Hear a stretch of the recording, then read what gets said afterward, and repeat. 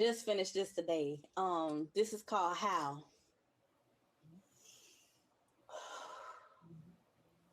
You don't have to be a Libra to see that this world is out of balance. The society and fearmongers are the real architects of all this carnage. So whenever my time comes, like Killmonger said, bury me with my ancestors. Because even they knew that death was better than bondage, and we all got our hands tied. Due to the fact that this game is rigged and the odds are always stacked up against us. Yet I still will freedom fight, writing, striving to break the change of this plight. See, they want our legacy to disappear, just like how they turned Oscarville into Lake Lanier. That's why when I saw that plantation burn down mysteriously on the news, I didn't shed not one tear. Because how dare they continue stacking up success off the suffering of others for their satisfaction? How dare they turn profit off of tragedy by making them into tourist attractions? What the hell is happening? I can't turn my brain off at night, because I can still hear my ancestors weeping, and as I'm grieving, I feel the hot tears roll off my face. How long should the mistreatment of our race take place before God shows up to save the day? I'm trying to be faithful, but how many times must I go down on bending knee, praying to a savior before things start to sway in our favor? I'm tired. I'm weary.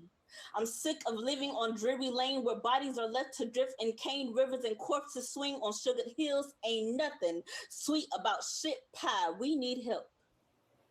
We need real sit downs with real conversations to build trust and unify the nation. Love, fairness, and solidarity is the solution, because they lack the inclusion, which only causes division, and that's the real pollution. They're wasting tax dollars to keep the Black community down and kick the brown out. How can the White House be so dirty? I don't understand. This country is so stained with blood, with this, I don't understand. This country is so stained with blood that not even bundles of sage can purify this wasteland. Death and man-made starvation is coming in stages. So honestly, saying that we need some major changes is an understatement. I swear I was a Black Panther in another life. Because the more they pull our resources, they try to widen the gap of inequality, the harder I push back to fight for our rights. Because how are the so-called leaders okay with hurting its own citizens? How can they watch and fall? How can they watch as we fall into ruin because of their doing? They keep attacking us with distractions, obscuring our vision to make it impossible to see the bigger picture. So how can we recognize the commonality amongst ourselves when we can't even put away our own differences?